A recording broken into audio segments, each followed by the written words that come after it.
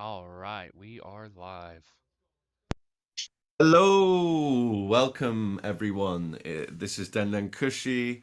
I'm joined by some amazing people. We're about to cook up some theories about One Piece.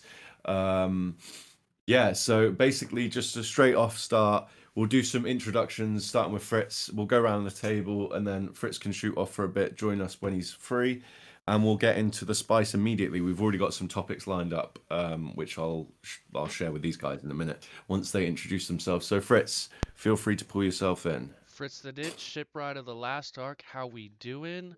You might recently know me for making Marines great again, because that's the plan. We're all in on that. But it's just good to be here. Glad to be with some of the OGs. Very excited. Very true, very true. So Lucas, you want to follow on?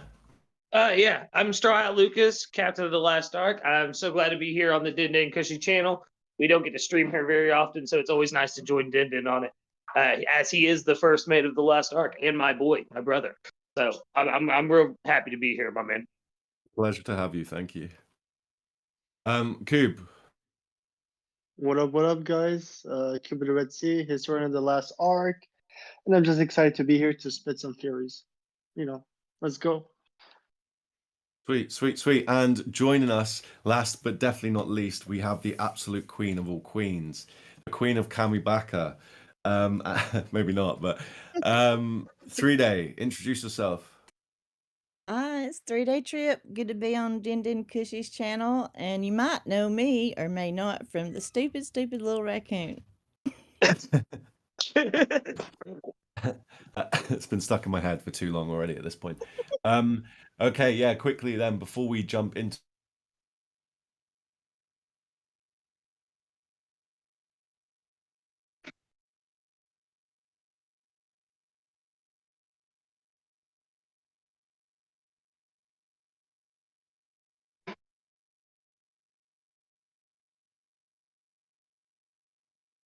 Oh, wait, did I just cut out there for a bit?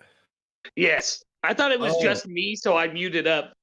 Oh, Yeah, me too. no, I thought it was just me. I was saw like, it pop up. No, must have been a strong wind. No. Basically, I was saying that so the video 3-Day just referenced is the Alabaster Arc review on Grand Line Bound. Make sure you check that out, sub to the channel, and check the videos out because they're top quality, funniest One Piece content there is probably. Also, yeah, I was saying that we'll drop links to sort of the theories we reference as we go, creators we reference as we go, sort of push the community as much as we can, as is the TLA way. And yeah, this is so the way. is it just before I start, because I've got a few topics that I'll just drop to you guys, so you've got them blind. But is there anything that anyone wants to just start off with straight away? Any thoughts or ideas that they've been cooking up today, maybe? Okay. Yeah, everyone Okay. knows speak at once. That's okay. I have one talking point that surrounds around Bonnie. If that can help, I don't know if anyone else has a talking point. Yeah. No. Yeah, go man. Tell us so- about Bonnie and what else you know about pink-haired girls in One Piece, because you were saying some interesting stuff about that yesterday. So recently, because so for the context, there's being a francophone, there was this French content creator who made a lot of heavy hints on Star Wars in One Piece. And so when I was thinking about lately, I thought of the whole, Kuma and Bonnie being Darth Vader and Princess Leia, and you realize the whole storyline starts with Princess Leia getting the blueprints of the Death Star. And the One Piece verse, the Lulusia attack is very similar to the left Death Star attack. So I'm wondering if Bonnie will inherit at the end of this arc the blueprints of the Mother Flame, that she can even give it to the Revolutionary to disarm themselves with her. Or whoever she's gonna go. It'll be very Star Wars.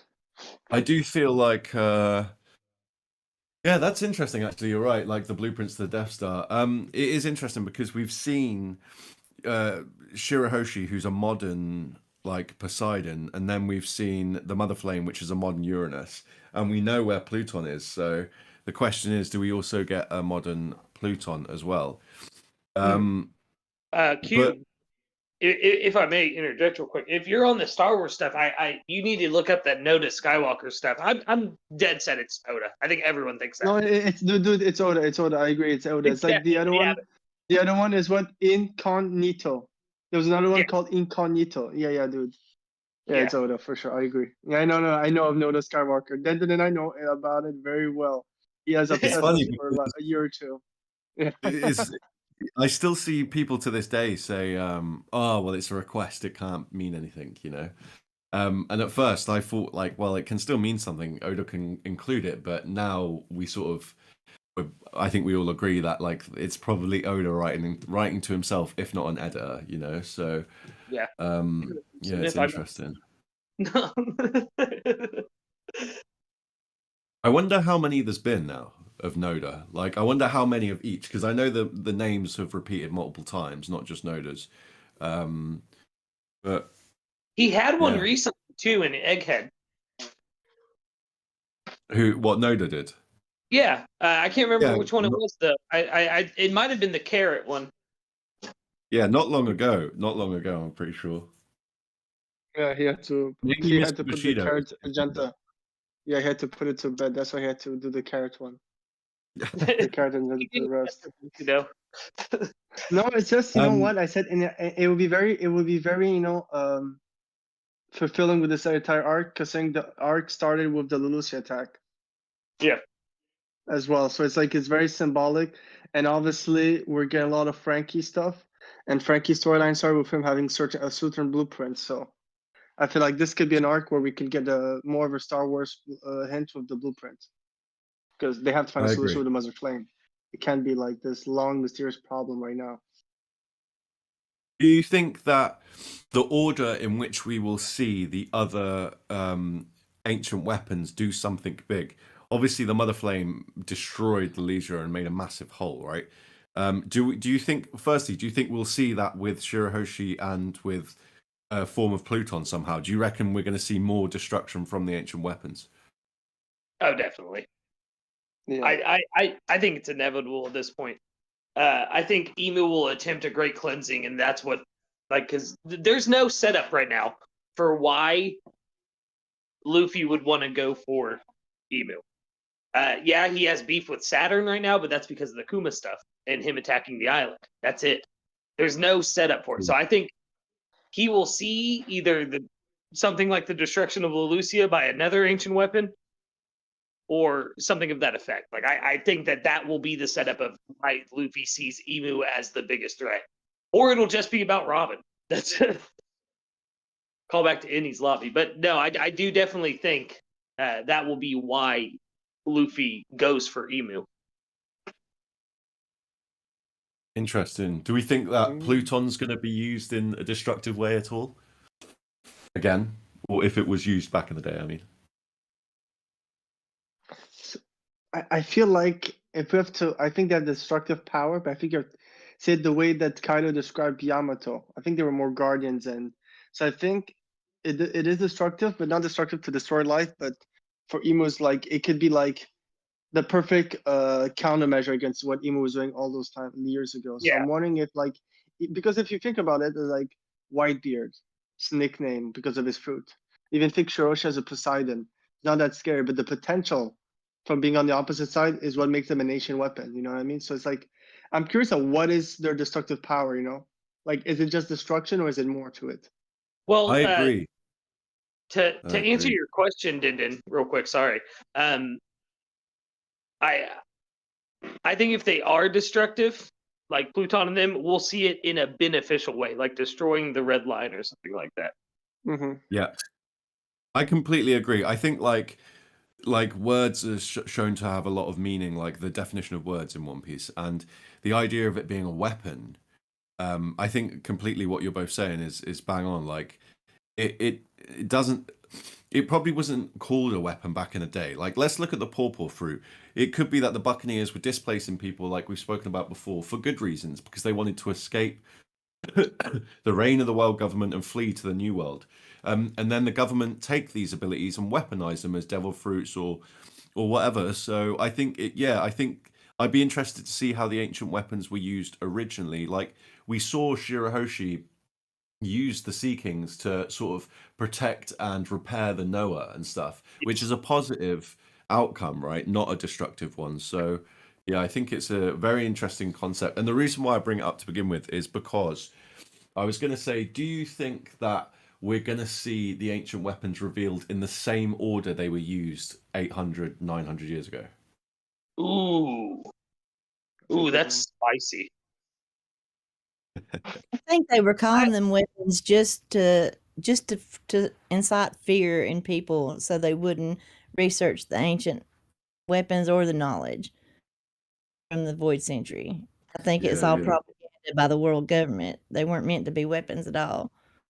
If you go with Weapon is a good way to taboo it. if you go with semantics of what they describe ancient weapons, swords from Wano, the cursed swords, even devil fruit could fall into that category as well.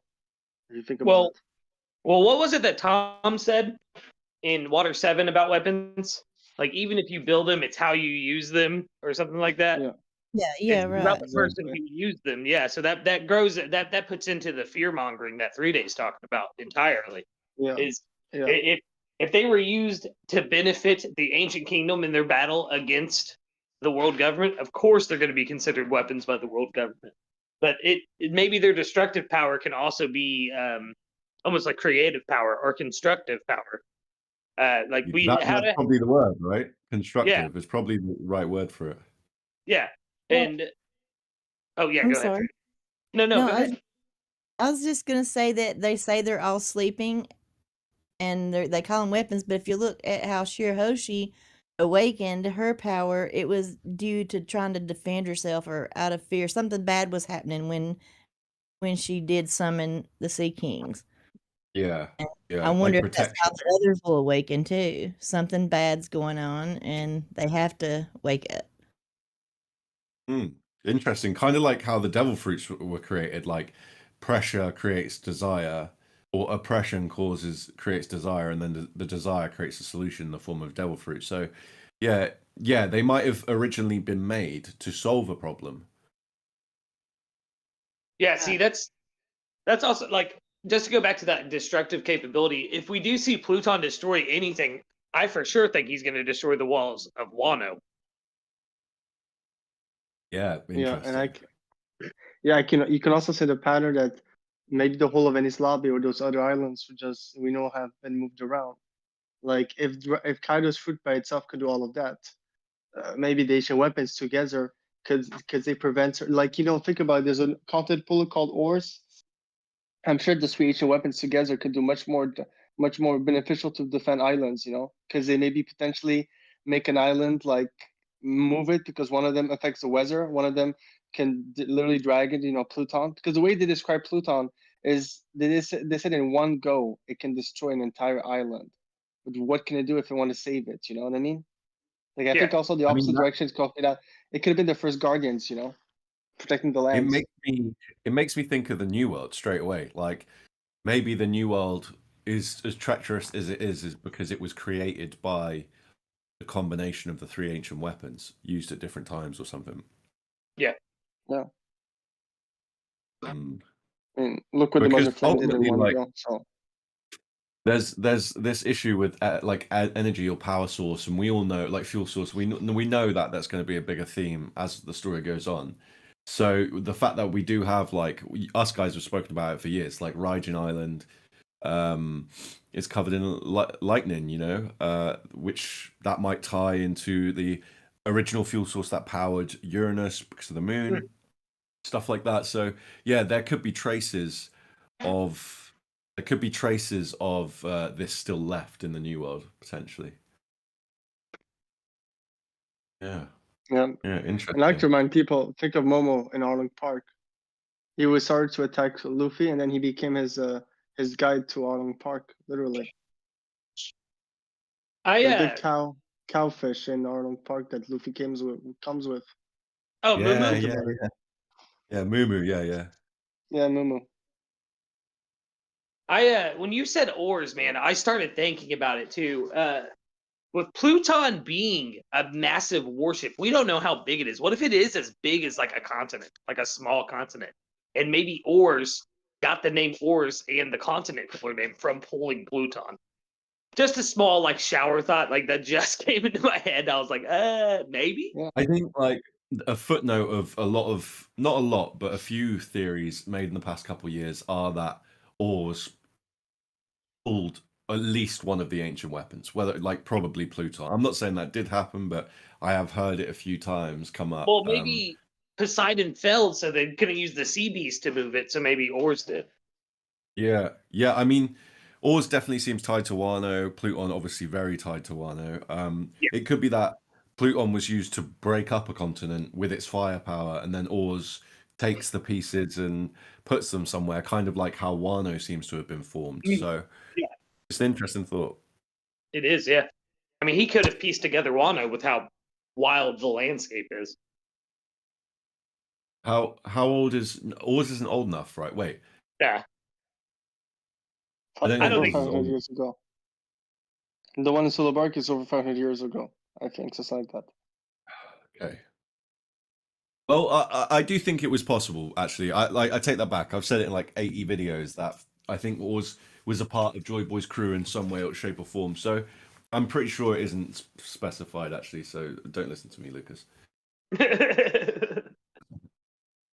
Yeah, because I thought he was from 800 years ago, but he died 500 years ago, is what I thought. Yeah, that's probably more like it, dude. When you've been talking about the same topic for over and over again, it's like it starts to like morph and stuff. So does. and also the naming of Ors is so like sneaky with Oda, because it does seem that there's an Ors they're not talking about.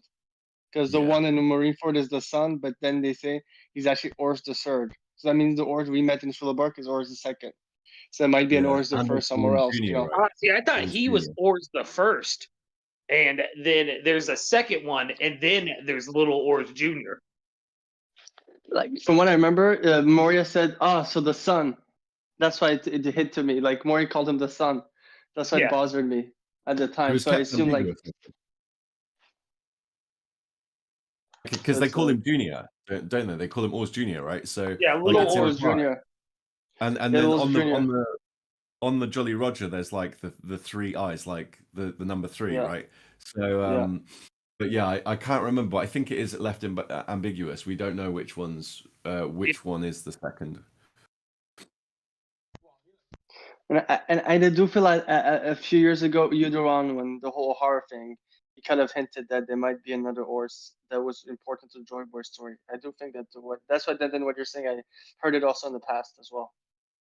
Yeah, maybe the Ors that we're missing is the Empress of Amazon Lily. Imagine. It's Jin from the Baratier. Yeah. Jin is Emu as well. Yeah. Yeah. Plot twist. So Ors is Fritz.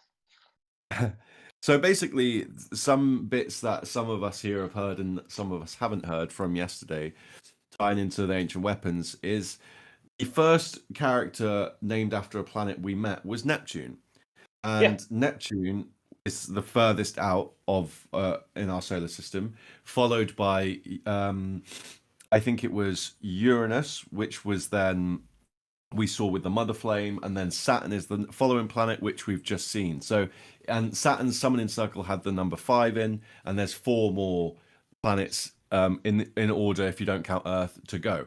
So that would mean that it looks like we are seeing these things revealed in a very distinct pattern, and we'll be able to predict which Gorosei we're going to see next and when the next ancient weapon's used by going from the furthest planet out, going inwards towards the sun.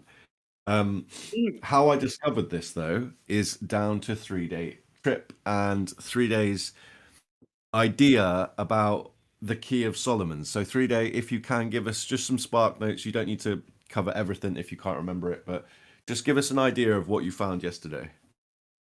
Okay, what I was thinking was, since they brought magic into it now and it's a summoning circle, I was wondering how he keeps healing every time they hurt him, so how could they stop him? And I got to thinking about devil's traps or the seals of Solomon.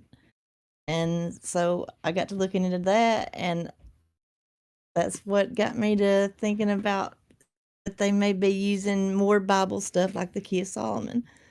I can't explain it well, but it could be that it's not that the flag they have with 8 circles around it. It may not mean that's the 8 allies. It could be a way to trap Emu or whatever. It could be an octagram. It could be a seal that's meant to help them fight against Emu and get their world back. Yeah, So which No, it's okay. fire. One thing real quick, I was just going to say, and what was interesting about the names of the pentacles of the Key of Solomon. Oh yeah, right. All the pentacles that was named after the planets were named after the same 5 as the Gorsei. The And old, I yeah, just- the older stars. Yeah, and to one for the sun, moon, and stars, right? And I like to add that part because when 3-Day brought up that yesterday and I did a quick search because I was interested because it really got me interested, I found it connects to another figure called the Seal of Solomon, which is a plant, a flower that is a close relative to the lily. That's why I feel like she's bang on the money. So Yeah, that's another 3-Day W. a massive 3-day W. Thank you, So thank you. So you think they're going to bring in other biblical assets to like the One Piece world?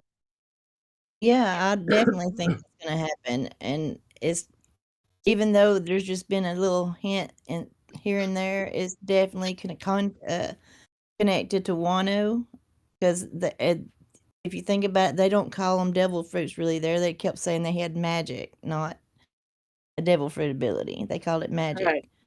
Yeah, what they call it, Nimpo, or something like that. Yeah, some of it, yeah. Yeah, different abilities, different names. Yeah, it is interesting because it also, the Key of Solomon and like the literature around this Solomon stuff dates back to the 1500s, which is the Renaissance period. And the Renaissance period was all about like, you know, this revolution of society basically. And it was Italian and Latin. And Nerona is a Latin term. Emu is Roman numerals, and VV is 5151. Lily is 5151. So that definitely seems very like fitting that Emu seems to be trying to bring in, if she hasn't already, a revolution by summoning. I mean, what do we think? They're demons? Do we think they're just straight yokai? I think they're straight. They were all summoned from the underworld, and they summoned. Emu can control them all because they used a summoning circle or a type of devil's trap or seal, whatever, you know. Yeah, I think likelihood they were either Emu's original like hands who gained the abilities of demons, or they are just demons. Yeah, Interesting. I'm more going the idea that it could be. That's why I do agree with y'all. I do think they started as humans, so like the Flamingo guys, Tribal and all of them. But the law twist, they exchanged their hearts for the hearts of a demon. And they could also be possessed. Yeah. They could just be outright possessed by demons, and that's their power, not the actual devil fruits. Yeah. Because I made me think of how Saturn seems to want to corrupt his organization. So I'm wondering if that's the thing with the Gorsei. They corrupt stuff because they got corrupted, which would be very romantic. Yeah, I do like. I prefer the idea that they were like once men and now they're not. Someone brought it up before yesterday in the VC, and we've discussed it in a video before. Like the idea in Lord of the Rings that the men got taken over by the power of their ring and then became like fully subservient to the Dark One, right? Like had to feed off their energy. So it leads me to ask, do we think when Saturn said he hasn't been on the surface for a long time, do we think that the Gorsei use a form of fuel to be on the surface? Do you think it costs a resource or something like that? Potentially, maybe it's part of their soul. Like maybe they lose more of the humanity. Because think back to Impel Down and what true zone awakenings look like.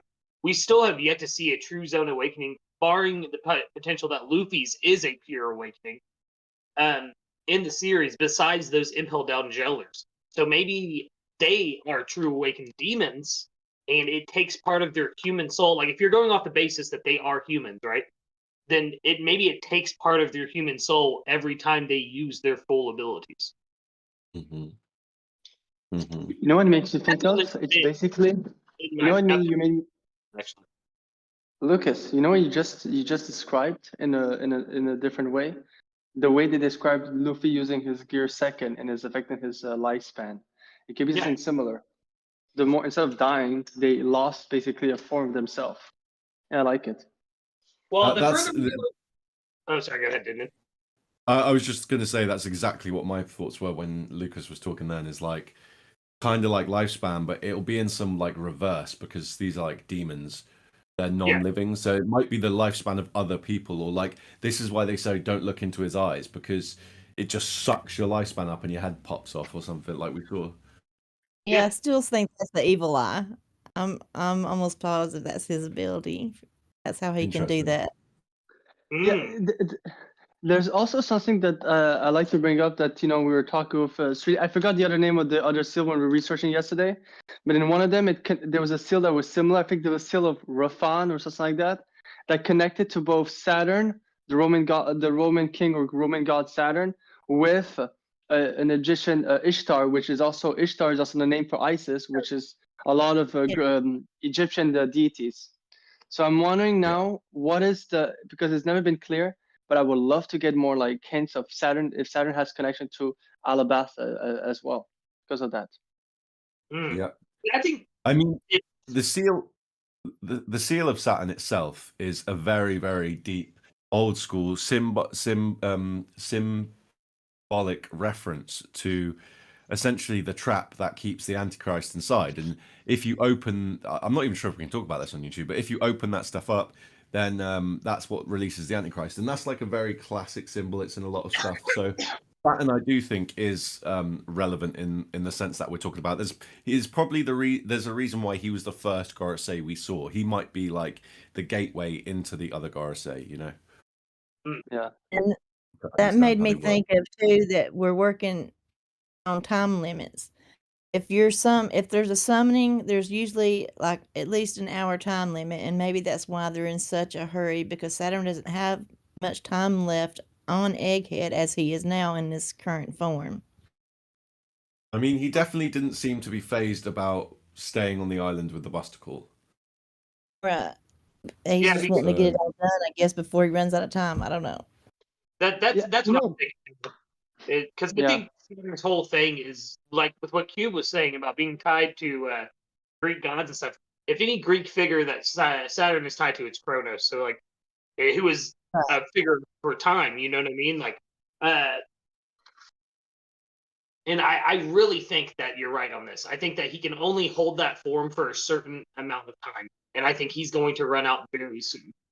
Yeah, you've heard my agenda. You do not tell people to not tell him on which ship he is on, but then the next chapter when he arrives, you broadcast like you don't care. It's because they don't want to disturb his body. Yeah, for sure. For sure, you don't see that for no reason. It is strange that we bring up time as well, just because Egghead's a future island which is from the past, so it's kind of like lost in time in itself. And the government want to erase it. So, but sorry, Kube, you were. And I was gonna say one thing because you guys are talking about obviously the fashion, the idea of Lucas plus what 3D is saying, and it's something I've been thinking on and off recently. And because how they describe Shandora, how it connects to the past, and it made me think of the similarities in naming of Shandora and Pandora. And for those who don't know, in Greek mythology, basically the gods all died because they opened Pandora's box that released all evil to this world. So I'm wondering if, like, what Lucas and Sridhar are talking is their concept Oda's concept of Pandora, but in a larger scale, like in a spectrum. 5 waves with basically each Gorosei represents something. It's a 5-wave Pandora's box. Evil depending on on that theme. So agriculture, so nature, justice, with most likely the people, the rules of law, so the how they govern, and then science, corrupting it little by little, releasing a little evil on each of those spectrums. Yeah, do we think that Do we think 3-Day and I were talking yesterday about the 4 horsemen of the apocalypse? Do we think the Yeah. Gorosei have ties to that stuff, or do we think any other characters potentially have ties to that stuff? It's I the think the Yonkos. 4 emperors for sure. Yeah, I'm gonna say the Yonkos potentially. The red horse, red-haired Shanks, the black horse, Blackbeard, Luffy the white horse, and Buggy the pale Okay. rider, which is sometimes called a headless horseman, and Buggy can take his head off his shoulders too. Oh my God, 3D So- just blew my mind. That was Actually, I love that Oh. because if you think about it, if you remove the Nami situation, it's a bit a bit unique. But if you take a Nami storyline in East Blue, other than Luffy, Usopp, Nami, Usopp, Sanji, and Zoro represent each of the 4 Knights of the Apocalypse. One of them talks about famine. One of them talks about the disease of Kaya, so it could be pestilent, and you have death with Zoro. Like you do have some similar themes to the 4 Knights of Apocalypse with the initial recruits and their It's backstories. never 1-to-1 though. He could still have them represent the 4 horsemen, but not exactly represent the plague or death, whatever. Too. Yeah. well, Yeah, Luffy yeah. would be pestilence in that scenario because he's spreading the disease of joy. True. I was just going to that because in Usopp flashback, they also explained the flashback of Kaya's parents, and she got an illness because of that, and it only got resolved after they left. But yeah, Luffy as well, obviously. If Doc Q can spread the disease of turning into a woman, I don't even understand that. That's weird. Joy. Yeah. Whoa! What are you trying to say? No, I'm just kidding. we're half an hour in. I think I don't we can even get away with it. understand that power at all. But yeah, I think it's interesting that you bring up other characters that might reflect the 4 horsemen because they may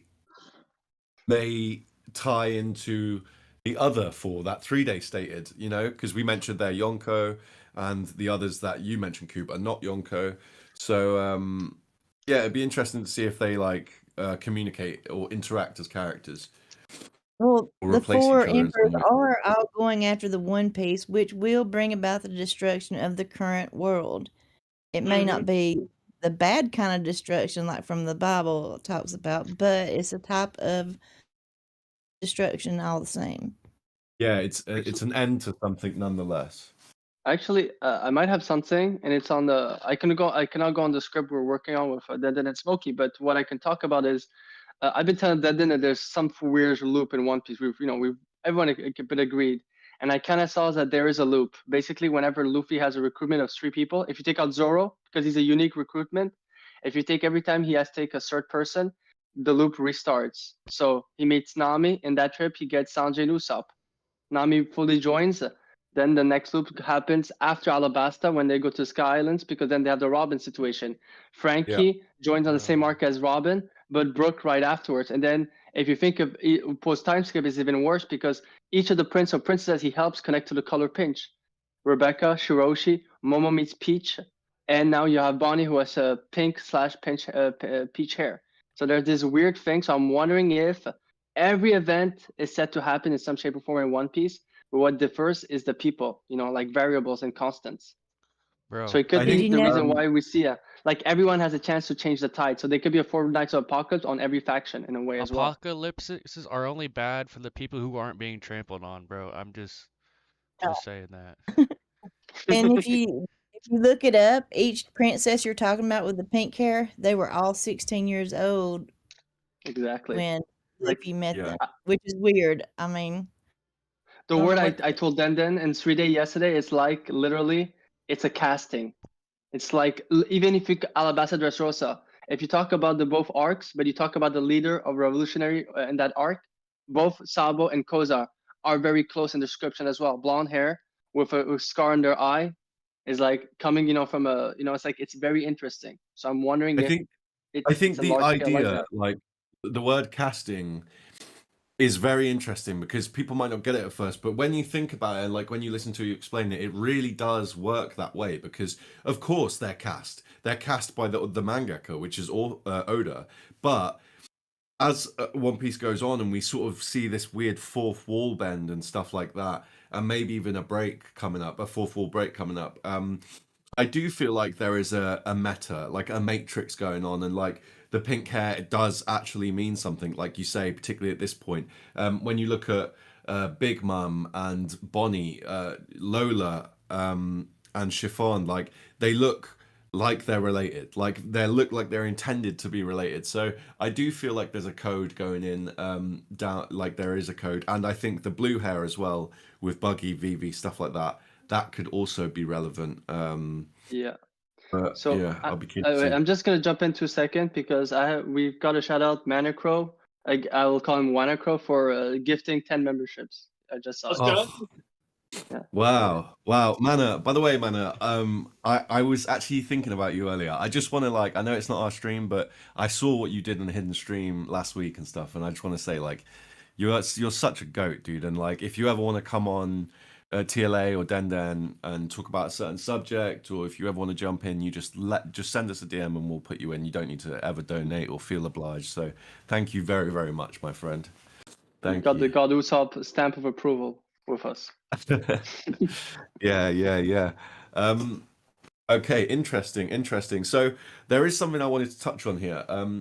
So for those who do not know, the seasons and sort of star signs and all of that stuff, they are done in 3 sets of 4 a year. A year is 12 months, which is 3 sets of 4, right? And that goes, I think it's water, earth, fire, and the other one. I don't know. Someone might have to correct me. I can't remember the order. But that order of 4, water sign, fire sign, earth sign, air sign, that repeats 3 times a year. And so that probably is why we have, like you say, this every 3 characters a dynamic changes, because we also see that with Nolan, with the 400 years ago Skypiea, you know, and then we've got the 800 years ago, so it's like every 400 years something happens, 3 of them makes 1200. So all of this numerology is it is complicated, but it is basic, and it's standard stuff. So I do completely think that you're right with the crew stuff and other numbers like 4. We all know that 4 is a big number in One Piece, and 4x4 is 16, which gives you 8x8, the 2 kingdoms. So yeah, there's just a quick rundown of some numbers. But anyway, moving on. Does anyone want to touch on on what we were just talking about, or do you want me to bring in a fresh topic? Okay, let's go with a fresh topic, because I've been keen to talk about this one for ages. Letters. Kiros sent a letter. Kuma sent a letter. Cobra was the father of Vivi, and he was holding on to a letter. All 3 of these letters contained valuable truths that were hidden or distorted by the mainstream. So with Kiros, it was about his lineage to his daughter. Kuma was about his life to Bonnie. Her letters were hidden. So yeah, what's everyone's thoughts on the letters? Yeah, there is something because even though it's not a letter, a Joy Boy, you can consider it also leaving a letter on the poneglyphs. Roger yeah. and also in Shandora. Also Roger and Shandora is like, yeah, it's something very interesting. It makes me think of the concept of the older generation putting the hopes in the newer one. You know, being that hopeless, but still believing. You know, I mean, forcing to be that hopeless, but you believe at the impossible. So it's like, what's the thing? It's called putting a message in a bottle and throwing it in the sea and hoping for the best type of situation. Like it's very intriguing. I don't know much, but that's the only thing it makes me think of whenever I think of the letters we've been talking about lately. I think it's a solid observation. I think that like one of the distinctions about this is like these messages are personal and they're private, whereas all the information that's put out by the world government seems to be public propaganda. So I do agree with like this idea of the fathers or parents putting the hopes in their children, and maybe this is how the message has gone on for 800 years. Yeah, it's like also that makes me think of because it made me think quickly of the Princess Leia sending a message to Obi-Wan. But I said, like I realized the reason why she did that is because he was the only one able to help. What if it's also a very dark thing of anyone? It's anyone who was able to help at the time was taken out. So you're that desperate. So I'm wondering also like it has more to it. Like you talk about Kiros. What do you know about Kiros? well, people were turned into toys and being forgotten. So obviously, people who were important for certain points were just gone, and you had no one to replace it. Like in Wano, there was no clan that replaced the Kurozumi after their wipe out, and they were missing a daimyo in that region. That's why it was lawless when Odin was taken over. Like there is, I think, more to it, you know. Yeah. Like I know what you the mean. desperation of Uh, it. So do I. Like potentially even there's probably a letter on Laugh Tale left by Joy Boy. If Roger knew what happened in the Void Century because of whatever Joy Boy left on Laugh Tale, then it would be no surprise to me if it's a letter. I And think that's that's a what- brilliant. Yeah, it's Yeah. a perfect observation. I think, particularly as we've had it recently with Kuma, it's obviously relevant to Yeah. the sort of end game. Think about it. Why would Roger laugh and say, "Joy Boy, what a crazy adventure you had"? Yeah, exactly. Yeah, there's Right. something. Yeah, it'd be strange otherwise. Yeah. So, do we think what I found interesting was it seems to be like a father thing as well. Cobra's a very like characteristic father, like that's his role. He plays a father mainly in One Piece. Kuma obviously was revealed to be a father primarily, and Kyros, his whole story is about father, like being a father and stuff. So do we think that the message from Joy Boy is intended personally for Luffy 800 years later, or do we think it's been passed down by other people and echoed? Hmm. I I think think it if has it to be is passed down. personally to Luffy, I think if it is personally to Luffy, that Luffy will not like that. It would be very strange. It would be very character breaking. It's a good point. Exactly. Yeah. Like I don't think Luffy would like that. Like he Oh, felt like someone- his adventure was pointless, and he doesn't want to. Someone's at my door. Just cover me like 30 seconds. Oh, you're Yeah. good. I was gonna say, no, I agree on that point. I was gonna say something the way you described the letter thing. Yeah, you know what? Even though it's not a father to a son, it's another. It's in a way you can say it's a guy who's talking to a father about his son. Is Shanks sending a letter to Whitebeard Yeah. through Rocks? You know, what was his name? Rockstar, and he gets so offended that and during this whole time, we realized the government were monitoring them. And they didn't want like you remember they didn't want Whitebeard and Shanks to meet up, and Shanks tried to avoid that by sending a letter. It could also be that it could be people on the wrong side. You know what I mean? They're in a place, they're in a situation where they can't freely walk up to Whitebeard. You know what I mean? Because they're being monitored from afar, like by the world government. Yeah. I'm trying to think Yeah. of potential failed Joy Boys who might have sent letters as well in the series.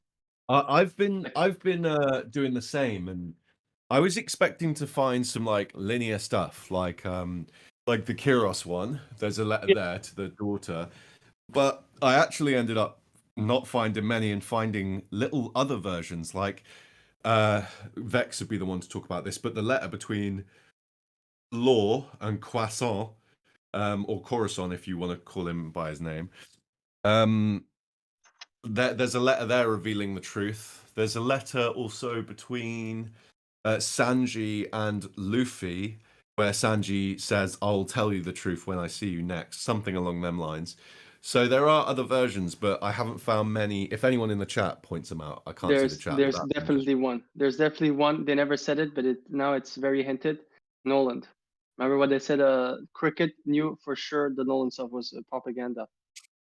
Yeah. But they never Well- went down the detail of it. Nolan most likely might have left a letter for some of his family members. Yeah, That's what I completely. It actually is the segue to the next point I was going to bring up, which is it's ironic that there's these personal letters, because on the opposite side we have the Bragman Tales, we have Nolan Book of Lies, we have, interestingly, this is the question I'm going to ask, the Bible that Kuma carries. So let me ask, do we think that Kuma's Bible is truthful, like one of these letters, or do we think it's propaganda, like, potentially the Book of Devil Fruits or the Bragman Tales, like we say? I think the Kuma's Bible, the one that he has, is the real Bible. Yeah. I think the one from the Nolan flashback is probably that modified version, the King James, if you. Mm-hmm. Ooh, technical. Because- Okay, cool. Yeah. Because I'll go deeper on it. Think about this, right? Who are the people seeking the real truth? The revolutionary, right? We can go deeper. Who is the one who seems to have all the answers? Ivankov. What book was Ivankov holding? The Bible or the Book of Genesis, an much older book that has the origin of life. That's why I feel like I think basically the Book of Genesis, there was a good version with the Bible, and then they corrupted it. So basically, the Bible at one point was corrupted, but the Book of Genesis is like prime. You know what I mean? It's the I it's the beta. completely It's the beta one. You can I even go completely- further back. If we're going into flood myth territory, you can even go further back and say it's the Epic of Gilgamesh. Yeah. Exactly. Yeah, Yeah. I think whatever dragon, Eva is the One Piece theorist, and there's no doubt that Eva, like that book, has told Eva some stuff. Like Eva's already alluded to it, and Eva's dragon's right hand man. So, like the fact that dragon is so pissed, I do imagine he saw some Gilgamesh type awful stuff. You know what I mean? He saw some horrible stuff in Genesis probably, and doesn't like the world government for it, maybe something along those lines. I guarantee it. Yeah. So But I agree, Kube, that book is potentially the root of some of these other books, and so as over time the books may have changed, but I imagine Eva's Book of Genesis is probably the first book. Like that's why it's called Genesis, is because it's the original Bible in that One Piece in this One Piece and thread. and even in our world we have an explanation why there are different versions. Like the best example, why is there an Old Testament and New Testament? Obviously the Old Testament, for those who has read it, I think just parts of it, it goes deep, it's like it has It's the Torah. yeah. So it's like, if you think about it, it could be that they found a propaganda saying, oh, the original Book of Genesis has so much evil in it, and then they make their own version of it, as us choosing the narrative by itself as well. It could be very Well, the similar New that way. Testament is for after Jesus was born. Yeah. Interesting. Yeah, so Yeah, Old but- Testament is 33 chapters, New Testament 33 chapters, Jesus 33 when he was crucified. In Genesis, God's name is mentioned 33 times. Obviously, Amen is said, which adds up to 33. And that gives us a roundabout segue into this whole Enma business. Kube, you're the man for this, but tell the people the anagrams of Enma and the Wado Ichimonji. Okay, And if Elson's in the chat, The Wado Chimonji is a bit small, but I want to remember people how there was so much praying in the arcs of Stroll Bark, especially with Brook and the Zoro and the Brook stuff. So if you take the Wado Chimonji and you take some of the letters together, they make the word jihad, which is a holy war against infidels, people who don't believe at God or their God. And then Enma is the deeper one. It means amen. It's an anagram for amen. So I truly believe that there's a real praying component with making curse blades. I mean, because of it, Habagiri blessings. means featherly heaven cut, or featherly heaven cutter. So there definitely seems to be some heaven and hell ties going on here. So do we think, like we mentioned, the yokai could be from the underworld? Do we think that we might be going to the underworld with Zoro potentially? I'd like to think so, especially with the ties with Brook as a ferryman. Yeah. And his fruit, meaning underworld, literally. Yeah. Brooks, that is. Like. Yeah, Yomi, yeah, we checked it yesterday. Yomi, means underworld. For me, I think it's both, because if you think about it, the one that bothers me is Mihawk, the number one swordsman in the world of One Piece, and we know that his original nickname was supposed to be clairvoyant, which this connects to everything that's holy, be able to to see everything. It doesn't connect to the underworld, but opposite to heavens. So that's why I'm wondering if there's a whole, and the movie with Zoro that I love to bring back all the time that foreshadows the fight with King is literally called The Curse of the Holy Blades. So I think there's a concept of curse and holy in swordsmen. Yeah. Ryuma was referred to as a god, right? Sword god. Yeah. And then Rayleigh and Zoro has a real like demonic style, like the Dark King, the King of Hell. Yeah. No, yeah. Ryuma was referred to as a king. Oh, king. Oh, okay. Okay, I thought it was God of Swords. Sword sorry, God, I okay. thought. But It's- I mean, yeah. King Ryuma. Okay. Interesting. If we're going off monsters being canon, then for sure. Okay, King okay, Ryuma. okay. But that's good. That's good. It gives context. No, it's good because the other one was what we knew of from the other one. So I do want to take that one as more canon. The fact that Oda said this one was canon. We've also discussed this idea that like the more we've spoken about Brook and Zoro seeming to connect to the underworld, like Brook might be the one to take Zoro to the underworld to then retrieve Luffy after Luffy's like lifespan runs out, something like that. But we also have Nami who ties to the Sky Islands through Bavaria and weather in general. So do you think that it's possible that each of the Straw Hats, do you think that some of the Straw Hats are more based in the sky and some are more based in the underworld and some are more based on the like sea metaphorically, or do you think like it's just maybe like random? uniting the three kingdoms kind of thing, land, Yes. skies, and underworld.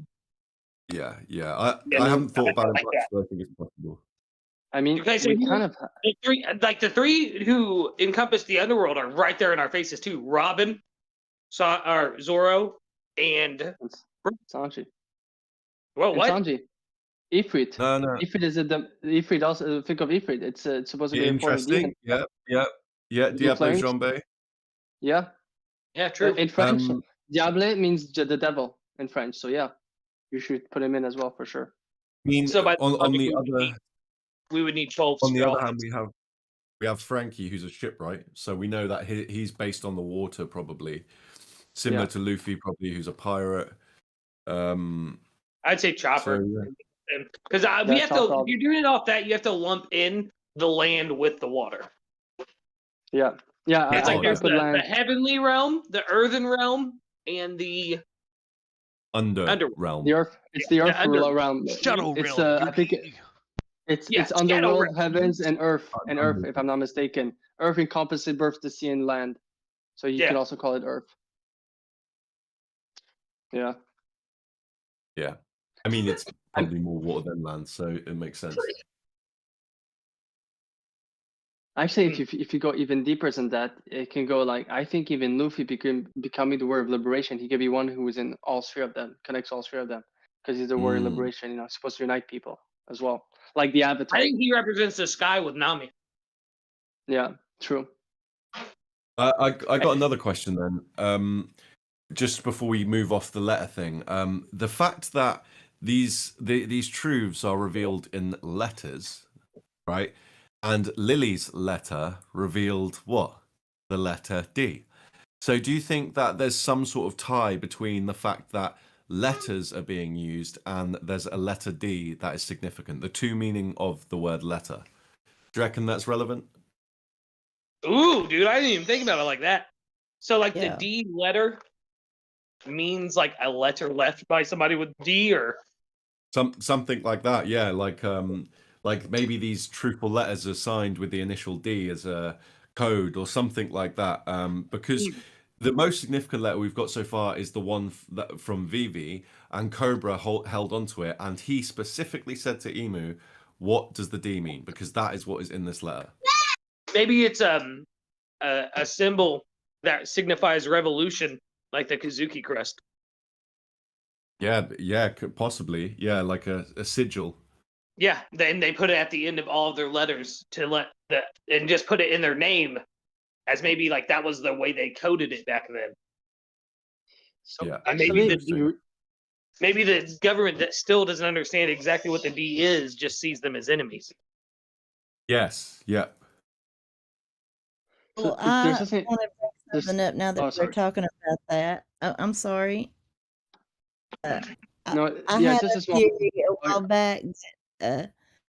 It wasn't just that her name was Nefertari D. Lily. I think she still was hiding her secret name, which is Water, and she's one of Law's ancestors. So I think her name before she married into the Nefertari clan could have been Trafalgar D. Water Lily. I like. Whoa. Interesting. No, go on, that's really Kube, go on. interesting.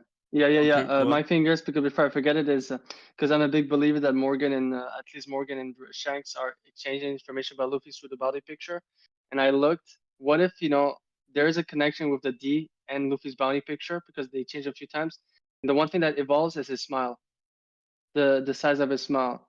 And you know how if you revert the D from horizontal to vertical, you could literally you could see a smile on it as well, the form of a smile. Yeah.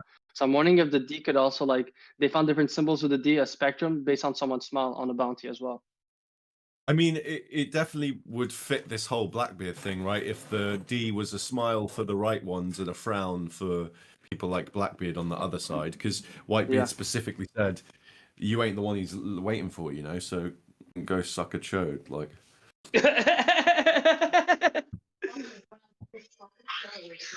Oh my gosh, that got me, didn't it? I ain't gonna lie. I've made a couple images up of this whole letter D thing, but I haven't looked into it much. But it does seem relevant. Might just be a pun or a play on words that the code to the letter D is hidden in letters. But it's probably neither here nor there personally. But also, Sweetie, I want to go back because actually what you just said about law is interesting because I believe that the Amazon Lily and Alabasta are connected even before the reveal of Lily's name. So the fact that and I do believe Luffy's connected to Amazon Lily because he was allowed to stay there at a longer period. But who else was warned that he cannot stay that long at the shores? That was Law. So I think you might have something. Because they didn't told him to just get out. They said he could stay at the shore. So you might be, you might have something on the Lily And like connection. in Alabasta, I think when it first showed Crocodile, he was holding a water lily too. And I think at some point in the past that she was actually Law's ancestor too. And maybe they split when she had to go into hiding. That's how Amazon Lily or wherever Law lived. She could have started both places. I don't know. It would be an interesting reversal if Lily was involved in extending Emu's life, like some of us think. Like Emu sucked out her willpower or will or lifespan or something like that. Because in contrast to that, Law, his sickness is generational and reduces lifespan. So, and also just one more thing, most of the covers in Alabasta or most of the covers featuring VV feature water lilies specifically. So interesting, very interesting. Dude. Yeah, and I'm a big believer that it's a propaganda saying that they only give birth to women. It's just they go abroad, they come back with a child. I think they just don't come back with the boy because he won't be welcome. So with that connection, it could be that Lily had a child, but because he's a boy, never was able to bring it to Amazon Lily. And so he must have lived with his father elsewhere. So yeah, it could start the line like that. All lived, right, exactly. Exactly, yeah. Start a new line in a way. And it is fascinating, because the more you look into Law, the more it definitely seems to, like, he has lots of like water abilities, kind of his power kind of looks like water and stuff like that. So yeah, it's spicy stuff. Super spicy. Super. Okay. So another thing that we were talking about yesterday is Long Ring Longland again. So what do we think? Right, first things first. Do we think that the Straw Hats are going to go back to Long Ring Longland? Absolutely, 100%. I think it is one of the most important islands of the Grand Line. It matches too much this whole rings around a ring thing that's going on in the story presently.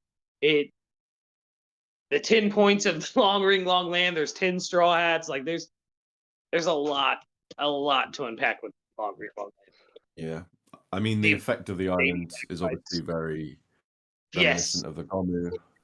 Oh yeah, that's definitely from Luffy. Or, well, the previous owner of the Nika fruit, I should say. I think they're even like, I think Long Ring Longland might connect to another island that we've seen in the story. It's just they're one after the other. And the lore of the other one is very interesting, Water 7. It's Iceberg's dream to be able to make Water 7 move by itself. And then you have all those gears. Like, at least I would say Long Ring Longland and Water 7, that two lores will come back with the Straw Hats, some shape or form. I mean, the Aqua Laguna, they are tied by the Aqua Laguna, right? By the changing of Yeah. the tides. Exactly. Yeah, yeah. It's got one of my favorite scenes in all of One Piece as well, where Tonji says, "Good to see you again," and Luffy's like, "I don't know you," and he's like, "Oh, that makes sense why you don't look familiar to me," and like it's a clever joke. It shows that like these people are nomadic and they go around from island to island, just minding their business and keep like moving around the seasons, you know. And so when Tonji sees somebody, he just naturally assumes he's met them before because these people just keep going around in a cycle. And I think that's probably reminiscent of what was going on before Emu came around. Like people were probably just living and in tribes or smaller groups and moving on and, you know, just moving with nature and adapting to their environment until Emu come along and started changing the environment. So yeah, I love the arc, So, and I hope we do go back. I might have a question for you and for everyone else. I want your opinion, especially what Shoroshi says to Nami when she first meets her, saying that she feels she can trust her, and then Nami says, "Oh, it's because you have the same background." Like there was something about her that she, even though she never knew her. Do you think Tanjiro would have been something similar to that? Like from instinct, he sensed something familiar about Luffy, but couldn't clock it in. You know, like Will. Yeah, oh. Will. Yeah, sorry, yeah. That is what I was supposed to be saying. Is like that was the function of it. Is that Tonji should see them again, but just like Charlie in the prophecy, what's actually going on is he's seeing the Joy Boy that's gone around the islands. That's been inherited all the way around the islands and come all the way back. Yeah. So he does recognize him. But yeah. I also like to think with Long Ring Longland that the Davy back fights will reflect the final war of One Piece. Like the race is the race to One Piece. I don't know what's the ball game called. Oh my god. Dude, no, but it's literally a Luffy storyline as a pirate. First, the race to One Piece, or the race to the Grand Line. Then, obviously, the second part is with the territory stuff, which is the whole Yonko territories that we're getting into it. And then, obviously, the last part is the battle to the end, which is obviously for the throne, the Pirate King. So yeah, I agree with you on that point. Like it's very paralleling Luffy's career as most pirates in a way, but Luffy's career as a pirate in a way. It's either that or they're going to come back. Like, all of the fan base says it. They can't see Luffy and Shanks really fighting. Maybe they do a Davy back fight. You know what I mean? And Luffy's like, I'm taking your flag. You're part of the Straw Hat Grand Fleet now. It would make sense if that happened at Long Ring as well. If somehow, like, you know, particularly with Shanks, there's all this idea of fast travel and stuff. But I mean, that's a whole nother can of worms. I suppose it leads me to ask: do we think that the Straw Hats are going to turn around and head back down the Grand Line, or do we think that they're going to get moved somehow, like the way the Porpoise moves someone, or do you reckon there's some magic stuff at Elbaf that can move them across the Grand Line, or do we think that they're going to make their way back? I think they'll circumnavigate completely, just so that we know they did it once. But after that, absolutely, I think that they'll use the Paw Paw to travel around the world. Absolutely. There's a reason they set that up. There's a reason they. Great idea. Great idea. I think, honestly, I would rather them not through Delphi, but like we know through Shanks that he has an unconventional way to travel, which it has been hinted once or twice that he has come to a place so fast. I would love that it would be more Frankie on the goats. He would create his own Black Pearl, a very fast ship as well, if it's not through Delphi.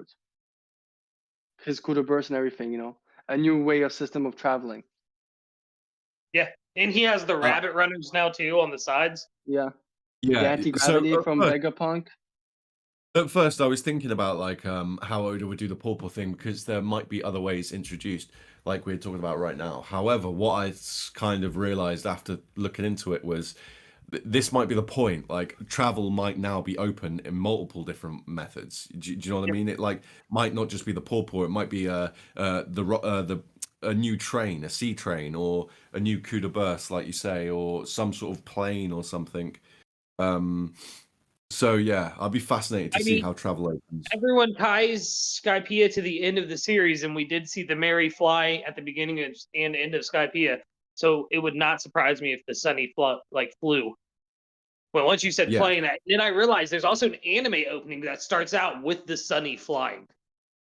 Yeah. I mean, we know that like we've heard, Kube's been talking a lot about this quote that people used to fly until people stopped believing they could fly. I think that's in an SBS or something like that. Yeah. So yeah, like this whimsical thing of flying and Peter Pan and stuff like that definitely seems to not be massive, but it does seem to be relevant. Yeah, Luffy flies in Gear 5th all the time, man. Yes. Yeah. He does. Yeah, like he straight just flies. Yeah, like Brandon even at has the a end after he question. defeats Kaido, he stays in the air, floats in the air. Yeah. What was Do that? y'all 3 think that's how the poneglyphs were spread? I'm on the pop-up? new train of thought with the poneglyphs. I think it was Toki. Yeah. I think Toki. Was it me and you talking about this cube the other day? When I was talking about if Lily and it up, like the statement of Lily just disappeared and we couldn't find her is basically she moved in time, and then you and I think you were the one talking about the poneglyph afterwards. So yeah, I think that Toki sent the poneglyphs to the future, and the reason the 4th road poneglyph hasn't been found is because it only arrived when she arrived to go back to Wano, when she met Odin and stuff. Which is why Roger was the only person to find the One Piece. Like nobody had found it before then, at least from what we know. So like, why would that be? Because Toki spread through time with Lily. I think that Toki will be a very important player coming up. Yeah, 'cause I feel like she was wasted in Wano. Like we got a lot about her, but like not as much as we could have, especially with her the aspect of her coming from the Void Century.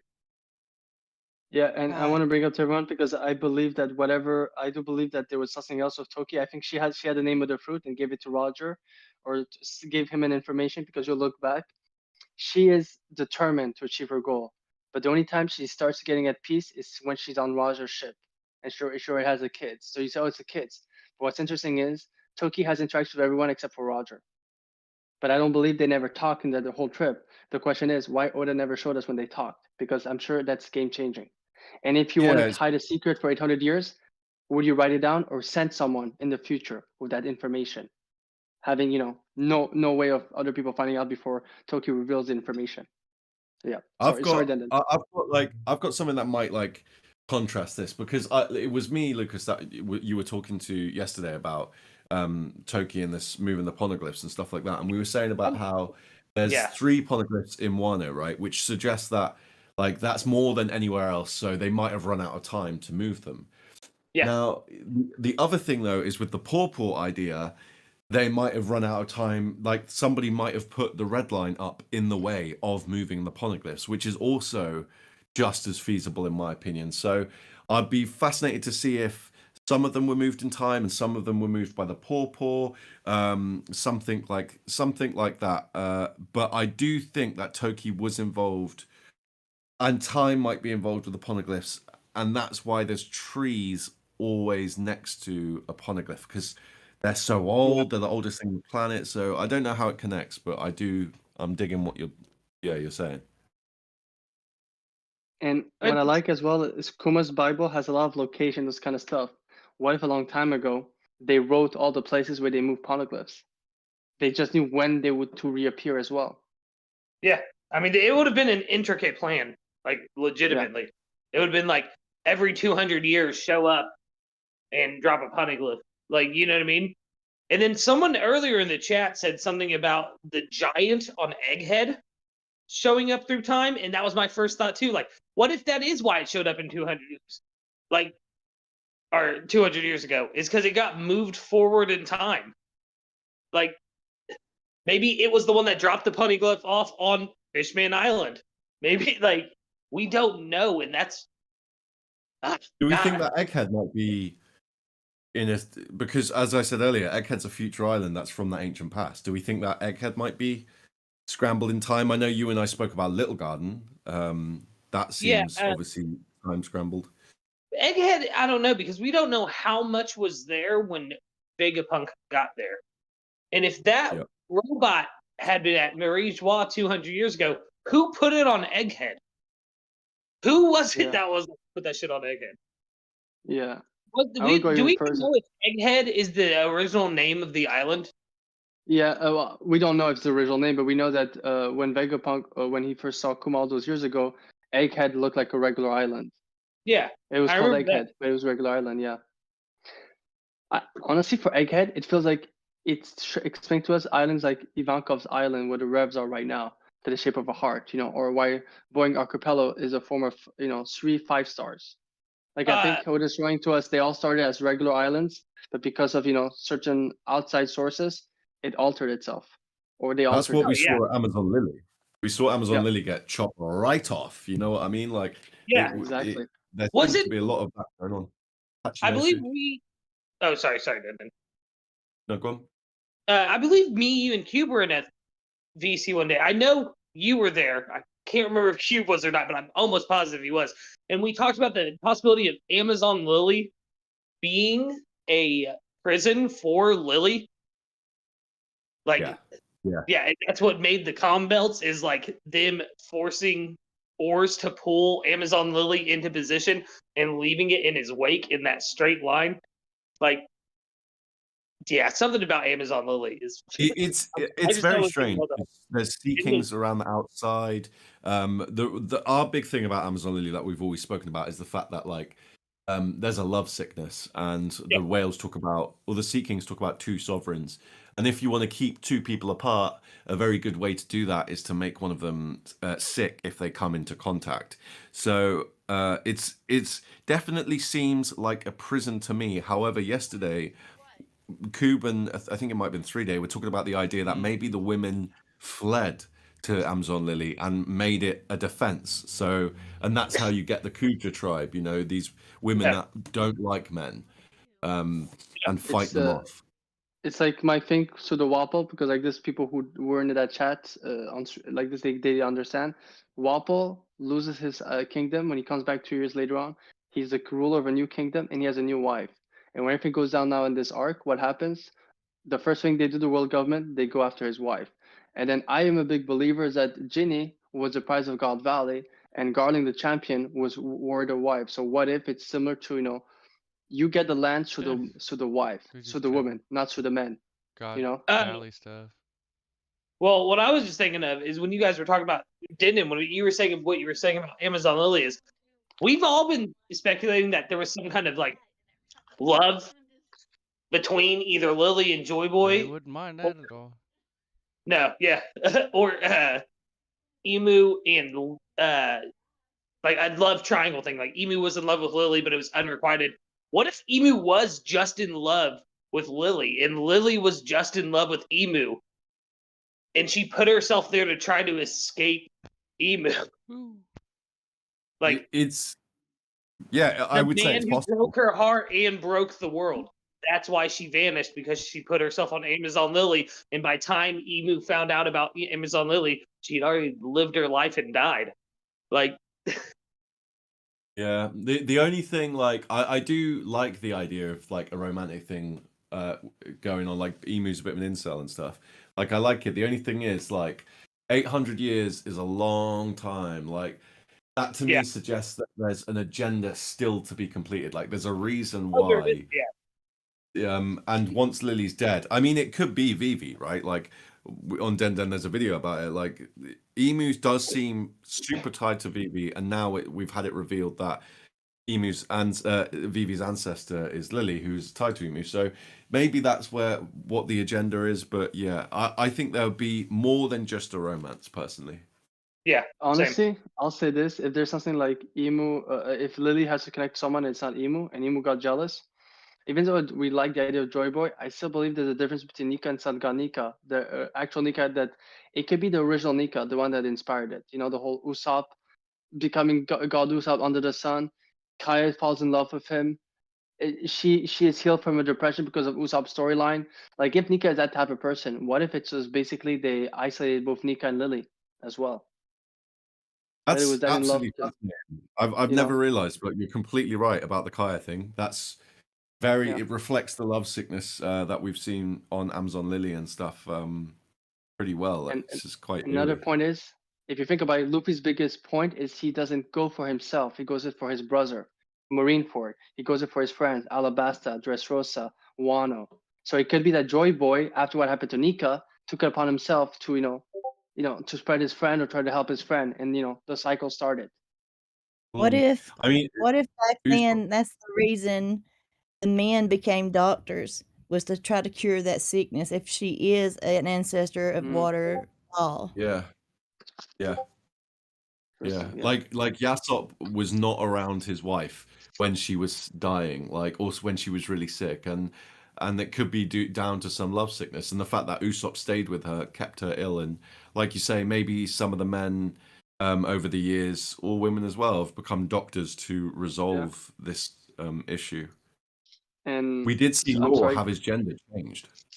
Yeah, Yes, and that's I'm what sorry. she would have looked like. That's why that happened, I think. Yeah, and then he flicked it Obviously. out. He like rectified it. Yeah, and guys, I'm sorry, but we know Oda's a big fan of this franchise. So recently, I said that we're more into the Star Wars thing. Padme dies not because of giving birth, but the loss of her love to Anakin. Yeah, she gave up Yeah. hope. Yeah, She she, didn't have gave the up will. hope. Yeah, the will. So she dies off after giving birth. It's not I because don't of the know birth, but why. it's because. So it could Oh, be very sorry. similar as well. No, yeah, I but finished. You guys were talking about Drum Island. I'm sorry if I'm derailing the conversation, but you were talking about, well, you talked about doctors, and I thought about Drum Island. And then I thought about me and Cube cooking up on Pangea Castle being very similar to the Drum Island Castle. And then I was like, why were there so many doctors on Drum Island? What if they were there to cure the monarch forever ago, and then it just became a land of doctors? Like, I don't know. Like, The 20 doctors thing is crazy. It is, yeah. You know. And I kind of thought maybe it was because they gave it the 20 MDs was because they had 20 nations that joined the world government, and they needed one doctor each to give their life for immortality. Yeah. Surgery. This is why was do that. Spicy. That is This is why spicy. I believe at the one continent at one point, not all of them, but there was a huge continent that was spread around, because it would explain why. Think of how Wano was organized. Imagine if Wano was broken apart. Each one of those areas have their own expertise. There was a tea area, there was a flower capital, so it makes me think of, before it used to be one continent, there was an area with just doctors, and when those islands broke apart, they kept those expertise. They were separate from the other ones. Like, they had to be one, because you're right, guy. It doesn't make sense why certain islands, other side of the world, have just one specific trait, an obsession over it. You know what I mean? It's just I think weird. that it could be down to what we saw with like Ginny and stuff like that. It could be that these people are picked for the use of not even the Celestial Dragons, but for the Gorosei and Emu, or for the Celestial Dragons as well. And that's how you get 20 kings, 20 doctors in one place, is because each of them have been plucked out of their home and put into a place that they can then serve the world government. And this might be reflective of the 20 nations, the allied nations. They may have been manipulated. Each one may have had somebody of power manipulated to sign the contract, to put their sword into the ground, and they might not have just got the head of every state to agree. They might have gone around and tricked people and stuff, kind of like, and ended up with 20 people that are kind of like captives, like the doctors. But Actually, sickness does seem to be a thing. I want to spit on something, because Lucas and I, interesting enough, we're both extremely fans of two different characters, and that person brought up an interesting theory, and it's very cool. Wait, so it's Nomad Sherm. Give it up for him. He says, so he connects Ivankov with Frankie. Frankie comes from the South Blue. His parents drop him off at the shore. If I'm not mistaken, when we saw Ginny, the young Ivankov had this weird pose on some speedos. We know Ivankov to be eccentric, who else is also eccentric? Cuddy Flam. They both seem to wear mascara. When we saw young Frankie's eyes, he looks like a raccoon, maybe just mascara. And Ivankov is a revolutionary. We know that we have to protect their own lineage, and I think Ivankov led Frankie to join Dragon. Just more that stuff. Lol. That's interesting. I never thought of the similarities between Frankie and Ivankov in a way as well. It definitely, Eva's definitely in there. Like Frankie, it's like one of the last notes in our last Frankie vid. I just said it's kind of irrelevant, but well, I'm not. I don't know if it's irrelevant. I just didn't look into it. But there's a lot of people that wear the exact same outfit as Frankie, like the speedos, like the dude he fights. It's not Baby Five. What's the dude's Did you Massive? just hit my man like that, man? No, I'm joking. the one with the mocky fruit, the swim fruit. Yeah, Senior Pink. your pick. Oh, Senor Pink, that's it. Yeah, I always get him and Baby Five mixed up. Senor Pink, yeah, he wears the same speedos as Frankie as well. There does seem to be this weird. It goes back to this like casting thing we were talking about earlier, but I don't want to. Also makes me think of two different things. What do we know Frankie for? Like the unique, not a cyber, but Kudo Burst. What is the unique ability of Ivanka of Deathwing? There is a whole pressure thing interesting as well. That's Eva is a weird character, like in terms of abilities, and also, it's worth. I'm not power scale. Most of us here don't power scale, but when you watch that fight between Eva and Kuma, and now we know how strong Kuma is, Eva hits different. Like Eva's a serious combatant. There's no doubt about it. Oh yeah, and like with the ability to manipulate your opponent's bodies on the battlefield, like Eva has some serious skills, man.